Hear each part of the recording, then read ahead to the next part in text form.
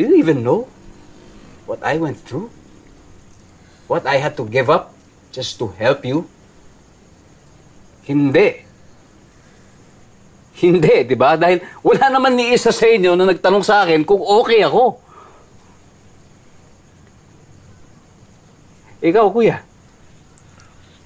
nung nagtrabaho ka abroad para makamit yung pangarap mo sa pagsasayaw, wala ka namang narinig sa akin na kahit anong reklamo nung kinuha ko yung responsibilidad mo sa tindahan.